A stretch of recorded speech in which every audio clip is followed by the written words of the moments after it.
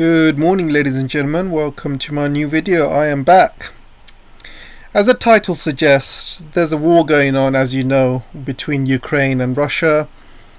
There's a very big possibility there's a war that's going to be happening soon in Niger. There's a war brewing in North Korea. There's a war brewing in China.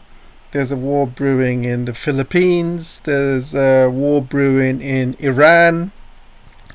So there seems to be conflicts happening all over the world at the moment, all at the same time. And everything has one country in common. That's the United States getting involved and trying to push all of these conflicts. And even if they're not involved militarily, they are involved in the background in some way or other. So I'm going to be talking about all these issues today, but I'm going to be starting with Ukraine. And before I do, don't forget to like, share, subscribe. I really appreciate all your support in this, guys. So don't forget to also subscribe to my new channel. I'm trying to move to a new channel because this one's got struck by YouTube 2 times already, and one more strike and they'll shut down my channel. So if you can start subscribing to the new channel, I like to have that one up and running, just in case anything happens to this one. I got another one ready to go. Alright guys, and also don't forget to join my Twitter. I am quite active on Twitter, and let's carry on with the show. So I'm going to come back to what's happening in Ukraine and Russia. As you can see, there's been an evacuation order happening in Kupiansk. This is a city very close to Kharkiv, and looks like Russia is mobilizing. They'll probably head to this city, and this city is going to be very much like Bakhmut. There's going to be a major fight going on in this city, and that's why they have asked all the civilians to exit that city, and after this city they'll probably go into Kharkiv next. We'll see what happens. I just want to first of all cover what's happening on Twitter at the moment. And as you know, in Twitter there seems to be 2 major camps going on. One, Brian Beletic, and one camp is run by Scott Ritter. He's obviously about Gonzalo Lira. Brian Beletic and Scott Ritter have various opposing views, and on Twitter they've pretty much been having wars with each other, calling each other names and all sorts. And I don't know if you've been following Twitter for both these guys. They've pretty much been at each other's throats. So I've given you my thoughts of Mr. Lira. And I had to delete the video because I thought maybe it's just a good idea not to get involved. There's too many people with various different opinions and stuff, and obviously things have got very heated between various people all over the internet, and it got very heated, and I think it's best just not to get involved in all this whatever's happening. So I decided to delete the video, but those of you who have seen it, you know what my thoughts are on it already. Also, a lot of Russians seems to agree with Scott Ritter, especially this guy Andrei. And those of you who follow geopolitics will know Andrei. He's a well-known Russian YouTuber, and he seems to be on the side of Scott Ritter. And talking about Scott Ritter, I recently found out that his channel, or a number of channels on YouTube, has been struck down and removed and deleted. And you gotta say, guys, whether you're a fan of Scott Ritter or not, it's not right for anyone to lose their channel on YouTube. This is completely against democracy, freedom of speech. So I don't condone anybody losing their channel here. I'm very close to losing mine as well. So it's a very, very sad day when things like that happen to people. Whether you agree with Scott or not, this is all about freedom, and we should all have one thing in common, is to stand for freedom, right? Anyway, let's move on and carry on with the news. So I found this really, really good website. I don't know if you guys follow it. It's War News 24/7. And it's a very, very good website, and tells you all about what's happening in the front lines, and gives you a very good outlook of what's happening and how the war is going. And it puts a lot of articles up which you don't see in the West. The West is very selective what they put out, and it's really interesting. Sometimes they kind of tell you what the Russians are planning. And you can see here, the Russians will look to take Kharkiv and reach the Dnieper River. And I did mention this in a previous video a couple of weeks ago, that Kharkiv is probably more of a priority, mainly because there's a lot of attacks happening in Russia and Moscow. So the quicker they take Kharkiv, the better, because it makes life harder for the Ukrainians to attack Russia or Moscow if Kharkiv and all of the east of Ukraine is taken up to the Dnieper River. So I think that's probably more of a priority for Russia, and looks like it's heading that way. In this website I found this video.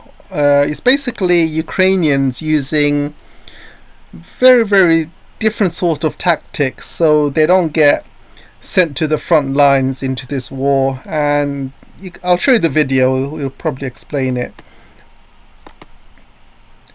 So basically these guys have been caught at the border, and so this is quite standard. And guess where they found some Ukrainians hiding, and you can see there you go. You got a couple of Ukrainians hiding right underneath the floorboards, and there's no escape in the SBU. There's no escaping going into the front lines and fighting this war.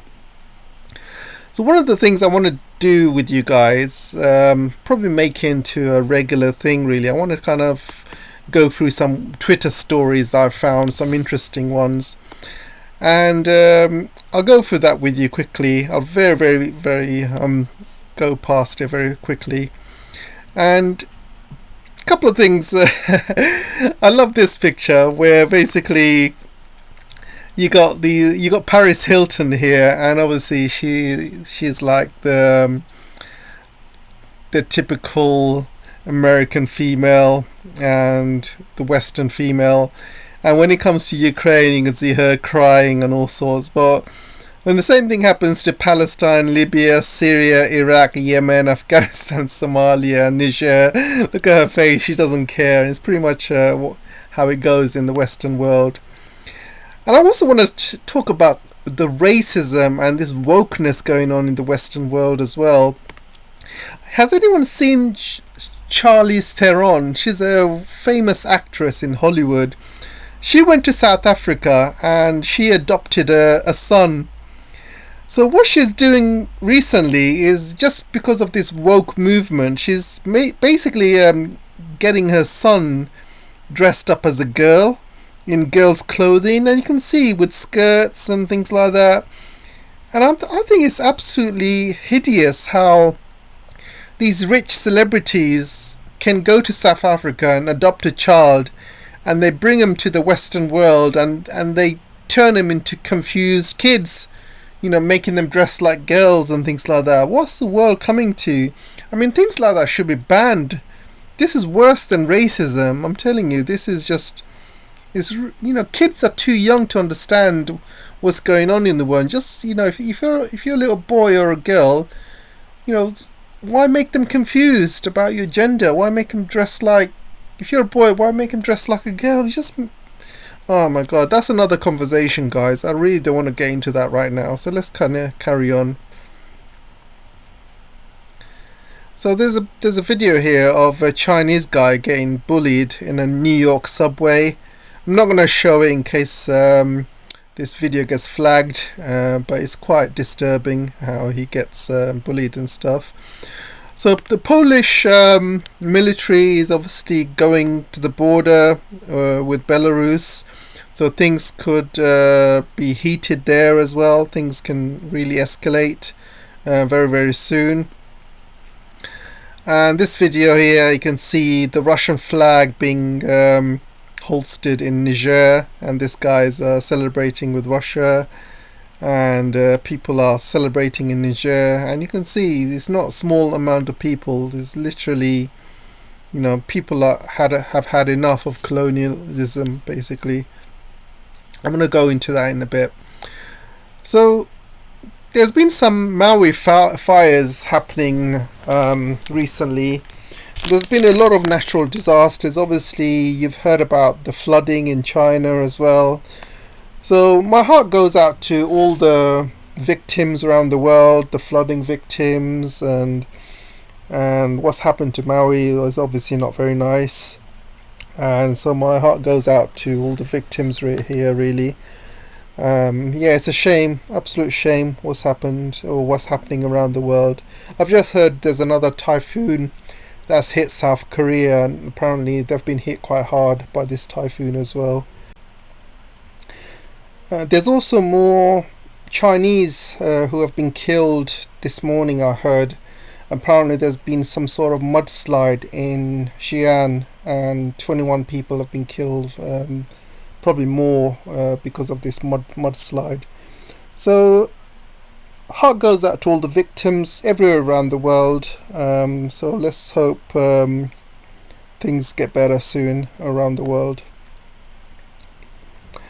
So you can see here from this video, there's all sorts of youths basically ransacking designer stores and stores in New York and also in Los Angeles as well.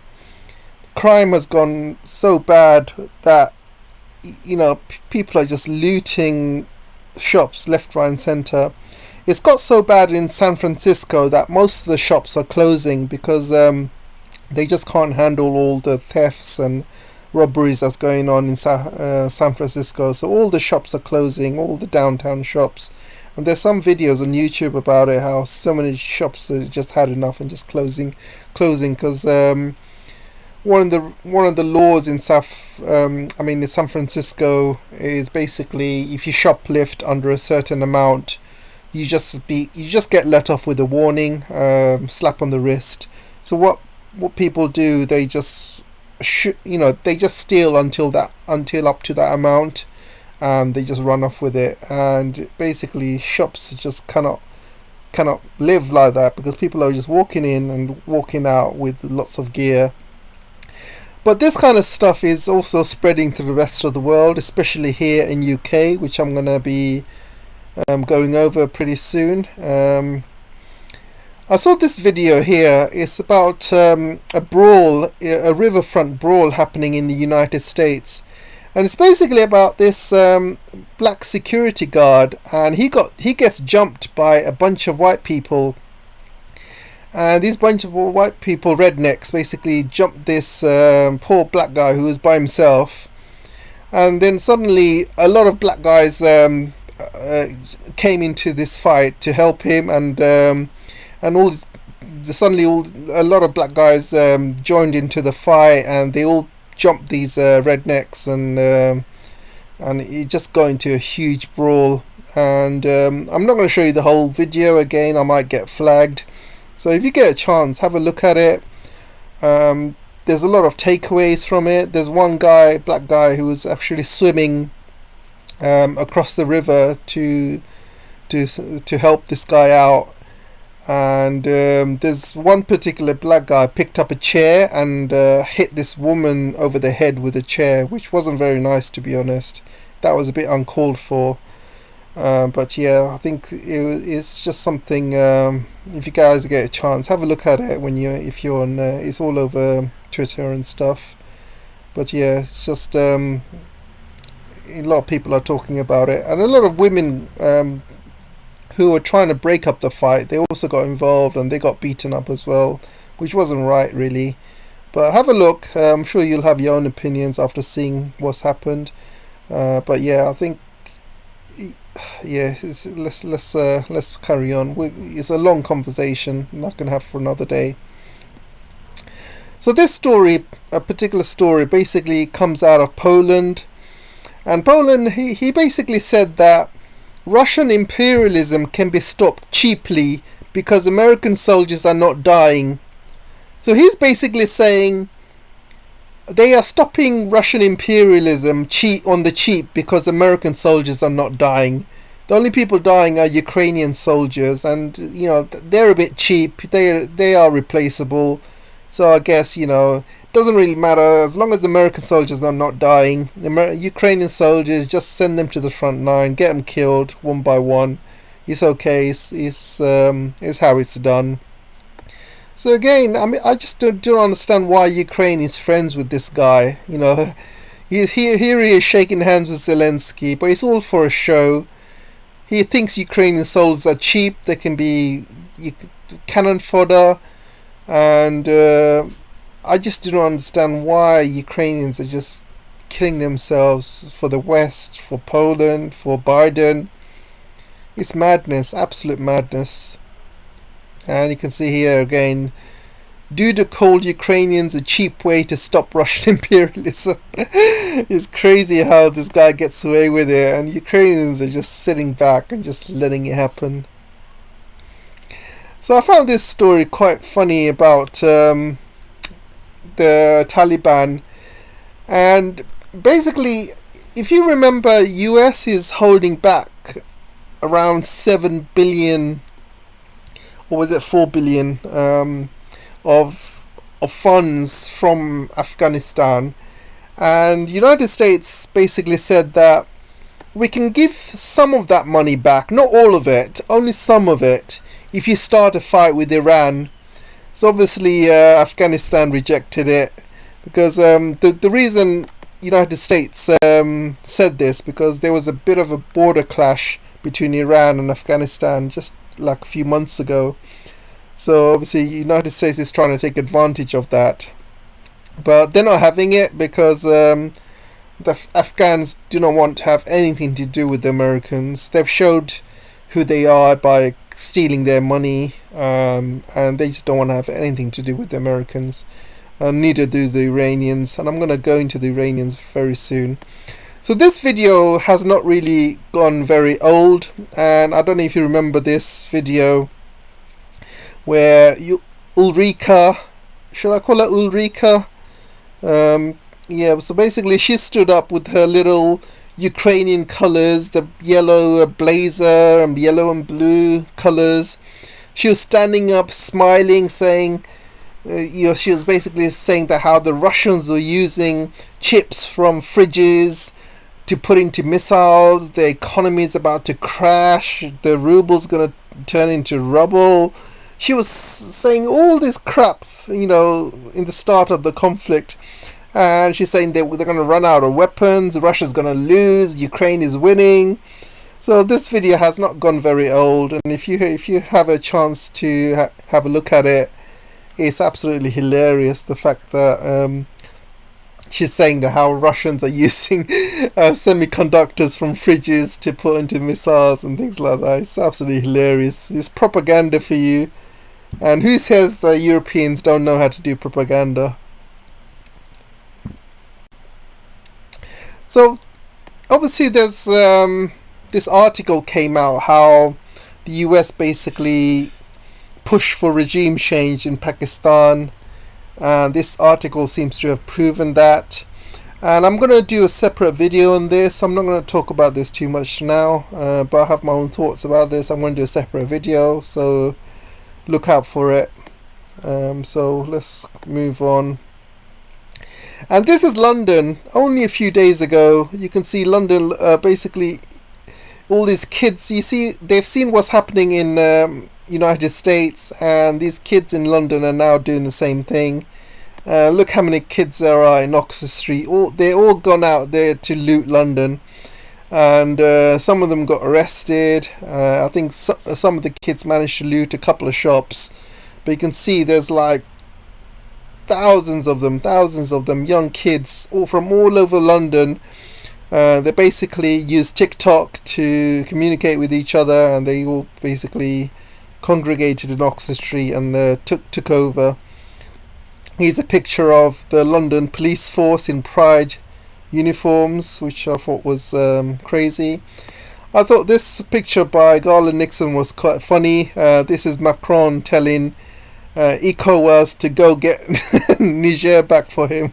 I thought that was quite funny. And it's that video again, you've seen it. So this is the map, and you can see Niger has obviously, they want independence from all the colonialism. Mali and Burkina Faso has already done so, and I think the next country in line would be Chad. And you see all of these countries that used to be colonized by the West and controlled by the West, stolen their resources for free. One by one, these countries are now standing up against the West, and I think it's a good thing. Basically, what the West does, the French have said that they're going to stop giving aid to Niger. The Americans have said the same thing, they're going to stop giving aid to Niger. This aid is nothing, it's probably worth a couple of $1 million, if not more. But none of this aid goes to the people. It goes to the pockets of the corrupt leaders that are running these countries, and so none of it goes to the people anyway. So it's better for a country to have its own independence and run its own way, and basically make money from selling its resources the right way, which is market prices, and and that money goes back into the people, into infrastructure. And I think rather than getting a few aid here and there, this is going to be better for the long term. And you can see his face here. So I want to also talk about what's happening in Niger, really. And I saw this article, which I thought was a great article. So there's a couple of reasons why the West wants Niger back. And number one, uranium. Obviously, uranium, France uses 1/3 of the uranium they get from Niger, and the EU use 25% of the uranium from Niger as well. So there's huge amounts of uranium they get from Niger, or steal it, let's just say, because none of that money goes to the people. 80% of people in Niger have no electricity, no access to food, really, really poor. So where's all that money going? France is probably getting it for really, really cheap. Niger is obviously not making money out of it. So another thing I just found out, which I didn't know about this actually until I read this article, and I also did my own research, that there's a $13 billion gas pipeline that goes from Nigeria through Niger and Algeria, and this pipeline is basically going to be going into Europe.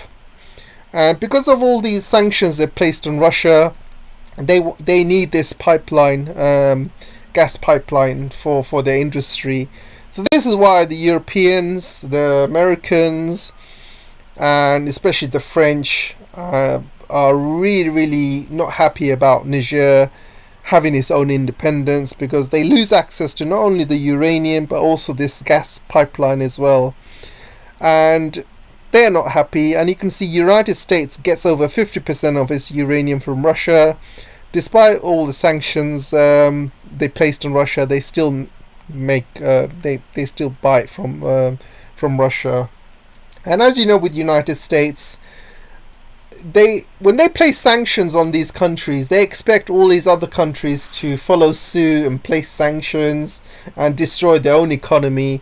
But United States will carry on trading with that country as long as it's within their interest. They don't really care about what's happening to Europe. But everyone else is supposed to follow the rules that the United States places against not only its allies but the rest of the world. The United States is also in a very sticky position because the United States is so heavily dependent on Russian uranium, and now that Niger is gone as well, they don't get much from Kazakhstan because Kazakhstan's uranium mainly goes to China and mainly also goes to Russia as well.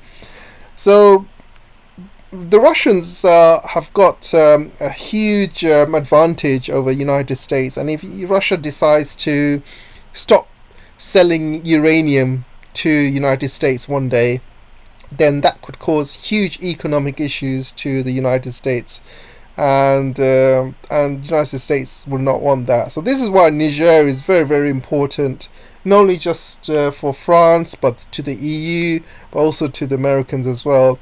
And this is why they're going to be pushing for war, pushing for sanctions, pushing for, you know what they do, they put this puppet government back in control so they can do what they want to that country, steal as much resources as they can from that country. But enough is enough. Russia's not going to allow it. China's not going to allow it. And there's an article which I saw today, basically coming out of the BBC, that Russia has warned ECOWAS basically not to go into Niger and start a war, otherwise Russia will get involved. So this is stopping ECOWAS from coming in and getting involved into the war. I'm going to discuss that shortly as well. So what's happening in Ukraine? As you can see, on the August the 10th, a massive hotel was blown up. This happened in I think it was Zaporizhia. Yeah, it's Zaporizhia. A massive hotel was blown up. And this wasn't really spoken about on the West. On the West, basically, they've said that this hotel was blown up and it's killed a few journalists or something, aid workers. But the real story came out in the Turkish media and also in the Russian media. Basically, about 45 NATO mercenaries were holed up in that hotel, and they were killed due to this heavy bombardment by the Russians. But one of the things that they found really strange is that these anti-aircraft guns, they did not go off. And the Turkish media is basically saying that the Ukrainians were basically sleeping, and they were sleeping and they didn't go off, or either they were sleeping or they haven't got any anti-aircraft missiles left. They've all run out, basically. So Russia's got a free reign to do whatever they want. They can throw as many missiles in any parts of Ukraine as they can. And there's no siren going off anymore, apparently. There's no anti-aircraft missiles going off to try and stop them anymore.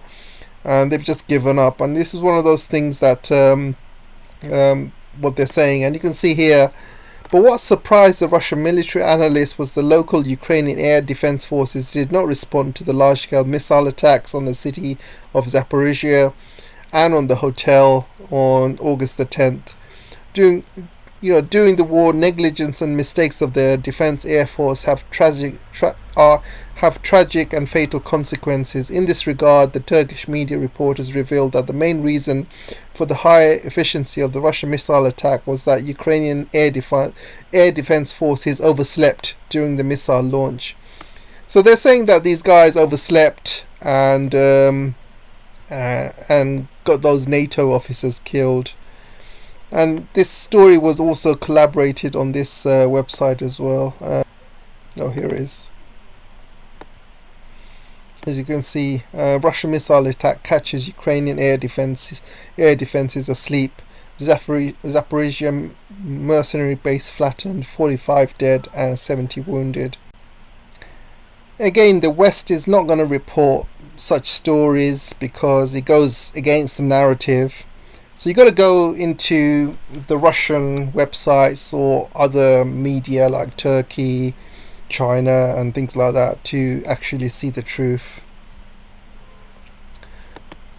So another story that came out of this was basically another 132 Japanese mercenaries were killed by missile attacks as soon as they entered Ukraine. And this story again is not mentioned in the Japanese media as of now, and even the Western media, because they're trying to keep things like that very, very quiet. And talking about the Japanese, I want to talk about how the President Kishida and many of the Japanese people completely ignored the fact that Hiroshima was bombed by the United States. And there was an anniversary a few days ago, and they were celebrating commemorating the anniversary. And they didn't mention that United States were the ones that bombed them, and in fact they mentioned Russia. They mentioned Russia is a nuclear threat. And the funny thing is, Kishida himself, he was born in Hiroshima. He's from Hiroshima himself, and the fact that he's completely not mentioned US once, there's a lot of brainwashing going on in the Japanese media and the leadership, and the people are fooled as well in Japan. And there was a YouTube channel which was going around Japan interviewing people they were talking about Hiroshima, and the people, the young kids, they seem to be completely brainwashed. Some of them forgotten who actually dropped the Hiroshima bomb on them. Some of them don't even realize whether it was the US, or some of them think it was Russia that did it. And some of them think that it didn't happen at all. And some of them were saying, America did it, but they did it for a good thing. And they've also forgotten why United States did it. They have also forgotten about the hideous crimes of the Japanese military that they did in China and the rest of the world at that time. In fact, they did crimes which were worse than what Nazis did to Jewish people. And there's a big there's books written about all of the atrocities they did in China, and the Nanjing massacre, and all these human labs, and the amount of people they've genocided, in not only China but in Korea, in Southeast Asia. The crimes that the Japanese did, people have forgotten about the actual crimes of the Japanese, and they're making themselves seem like they're the victims of nuclear war. They were like, oh, we're the poor innocent people. We got hit by a nuclear bomb for no reason, apparently no reason whatsoever. And that's the kind of narrative they're trying to go with. And the other narrative is like, we don't know who dropped the bomb. It's probably the Russians or something. Don't even mention the Americans dropped the bomb on us. And it's just a poor narrative by the leader of Japan right now, and it's a very, very poor narrative that's been followed by all of the media in Japan as well. And it's very, very sad to see that this country has got no sovereignty whatsoever, completely controlled, a complete puppet state of the United States. And it's not even true to itself, and not even true to its people about who dropped the Hiroshima bomb. I mean, what's wrong with saying America dropped the Hiroshima bomb? What's wrong with saying something like that? Because it's the truth. It's crazy how they hide the truth from people. And so I just wanted to kind of talk about that, and also how these Japanese mercenaries went to Ukraine and got blew up straight away, and they didn't even have a chance to fight in the war. You can see 132 small Japanese veterans, a Ukrainian aid mercenary, just entered Ukraine, and before the war even started for them, they were blown to pieces by the Russian thermobaric bombs, which cremated them to ashes. As soon as they landed, they got blown to smithereens, apparently. So again, less said the better, really. So going back to Niger, you can see that ECOWAS are being pushed by the West to start a war in Niger. And people are saying, what the hell is a ECOWAS? Well, what does that stand for? So I went to the website to check up on myself. And ECOWAS is basically an economic trade. It's mainly done for trade. It's not a military pact or anything like that. It's basically done for trade. And you can see what it means. It's basically the heads of state and government of 15 West African countries established the Economic Community of West African States. That's what it stands for. Economic Community of West African States. Economic. It's not NATO. It's not a military alliance. This is an economic alliance. And if you look at the aim of the community is to promote cooperation and integration, leading to the establishment of an economic union in West Africa. Economic union. This is not a military union. So I don't understand why they're being pushed to fight a war with Niger. Where did when did ECOWAS become the African NATO? This is news to me, and you can see from the objectives, none of the objectives talk about military whatsoever. It talks about trade, it talks about basically economic stuff, get rid of trade barriers, help your neighbors, promote peace. But where does it say to push for war? Promote peace with your neighbors. Sit down, have a chat with them. Doesn't mean go there and invade and put in a puppet. Listen to the West. This is what the West does very well. They like to push races to fight with each other. Like, Russians and Ukrainians are Slavics. And they love to kind of get them to fight with each other, get them to kill each other.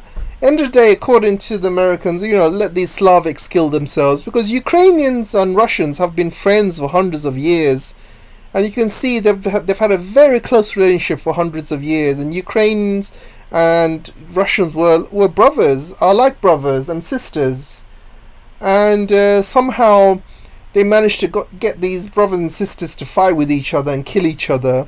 And they're doing the same thing with Taiwan and China, and obviously Taiwanese and the Chinese are one. They speak the same language, they have the same culture, they're one people, they're brothers and sisters, and they're trying to start a war there on that side of the world as well. They love getting, and now they're going to get the Africans to go and kill each other. So as long as American troops are not being killed, they just sit from a distance and watch these races kill themselves. So the blacks versus blacks, Chinese versus Chinese, Slavics versus Slavics. This is a very, very good plan by the West. They sit back in their armchairs and watch the whole world go into chaos while their troops are sitting at home drinking coffee.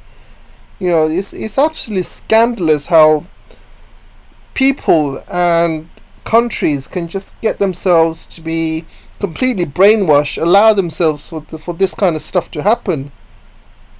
People need to wake up, and soon. So you have Wagner as well. The Americans, they said they're very, very worried about Wagner getting involved in Africa, and they will get involved. Russia has basically put a warning to Nigeria today, saying that if they decide to go to war with Niger, Russia will stand with Niger on this, and they will not allow it, and it's not going to happen. And they're going to be sending Wagner. Wagner's already there. They have a number of troops already in Niger. Americans are worried. Wagner is also in Belarus as well. Poland is very, very worried. Lithuania is very, very worried. So all these plans that the West put together, it's not going to come to fruition. Russia seems to be a spanner in the works for every one of their world domination plans at the moment, and China to somewhat extent as well. But all these plans of world domination they wanted to have, where they rob the riches of these poor countries and resources, and all that is coming to an end. And these Western countries and Western leaders, they just can't take it. They just don't know what to do or how to react. So let's talk about Iran, another part of the world where there's a war seems to be brewing. So Iran recently made a deal with the United States to release some US prisoners it's been holding in Iran for years. And in return, United States said that they're going to unfreeze some money that's been held in South Korea. South Koreans were holding 7 billion or something like that of Iranian money. They decided to release that today, as of today, and so that money is going to be going back into Iran very soon. So other thing that the Americans said that they're going to do is they're going to put troops in ships, and basically that stuff in the Hormuz Strait is going to be escalating very soon. As you know, the United States has been stealing a lot of Iranian tankers over the years, and Iranians have been doing the same. They've been stealing American tankers in retaliation. So now things are looking to escalate, and United States have said that they're going to put troops in some of these ships, and if Iranians try to take these ships, then a conflict could start. Again, I have to say that United States do not want to start a conflict with Iran. They haven't finished or even started with what's happening in Ukraine with Russia. They got their hands more than full. They've got no more money left, no more weapons left. They cannot afford another war in Iran. Not with Iran anyway. Iran is way down in the Americans' books in terms of importance. Number one priority for the Americans or the American government is China. Next is Russia and Ukraine. Iran is probably fourth or fifth in that list. It's not even third. Third is probably going to be maybe North Korea or something. And then you got Niger as well, is becoming more important than Iran. So imagine them starting another war with Iran. All of these other plans they had for Niger, for North Korea, for China, for Russia, for Ukraine, all of that was going to go up in smoke. And they're going to be getting involved with the country they can't afford to get involved with. So anyway, I'm going to have a separate conversation about Iran very soon. So I'll talk about that very soon. But another thing I wanted to say is a lot of the weapons that's they are sending to Ukraine, a lot of it is ending up in Iran, where they are reverse engineering missiles, and you can see Iran could make Javelin missiles and Stinger missiles, reverse engineering them, and they're making their way into Iran. And I'm going to show you some Iranian websites saying that they have actually reverse engineered Stinger missiles and Javelin missiles. So things are not going well for the West at all. So this is a picture of the previous puppet of Niger meeting with Blinken, and you can see they're all happy and smiling. Blinken here saying, how do you like the couple of £1 million we put into your account, and we're really happy to have you as our puppet and stuff like that. And you can see how happy. Well, Blinken's not happy anymore. Obviously, he's not happy that Niger is having its own military leader who's had enough. So you can see Blinken is not happy anymore. So this is the Russia's warning that I was talking about. And I think I'm gonna just cover North Korea maybe another time because I'm running out of time here. But I just wanted to also say that there's an article on RT, but also other articles are basically talking about how NATO has unprepared Ukrainian troops, and they're just making excuses. Basically, how these counter-offensives are all failing, and Ukrainians are dying by the bucket loads every single day. Hundreds and hundreds are dying every single day. Probably 500 to 1,000 of Ukrainians are dying. And even in this website here, even in this one, how the Russians are calling it a massacre, where you can see what they're saying, that Ukrainians are constantly throwing waves of infantry Kiev sacrificed 2 brigades for 2 settlements. They are literally killing themselves, and this article basically is making excuses and saying that the reason the Ukrainians are killing themselves is because NATO trained them wrong. NATO's training is insufficient for the war that's happening with Russia right now.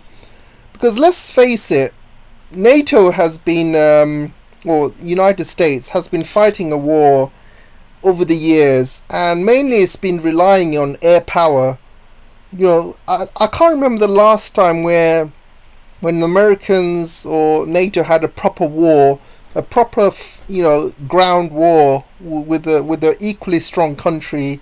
And I think apart from the Korean War and apart from maybe Vietnam, I don't think they've been tested. They've been fighting a lot of weak countries over the years, and all they've been doing is just having this air superiority and using drones and bombs. Like the war in Iraq, they literally destroyed the whole city with missiles and air attacks and dropping bombs from the air, and that's the whole tactic is all about. But the Ukrainians right now, they have no air support, so how do they expect to win a ground battle with no air support? Just doesn't make any sense. So this is why these NATO training and stuff like that, it's all useless.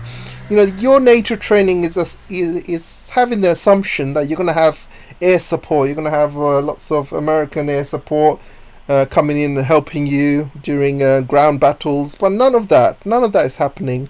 So these poor Ukrainian souls are just basically used as cannon fodder, being sent to their deaths for no apparent reason.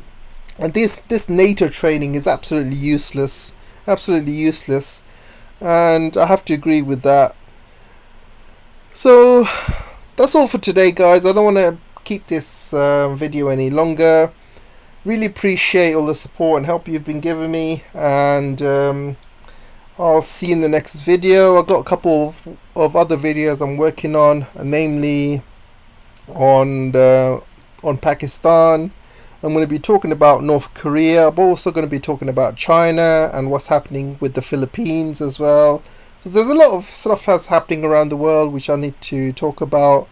And yeah, until then, I'll see you in the next video, guys. Have a nice day, and I'll see you soon. Take care.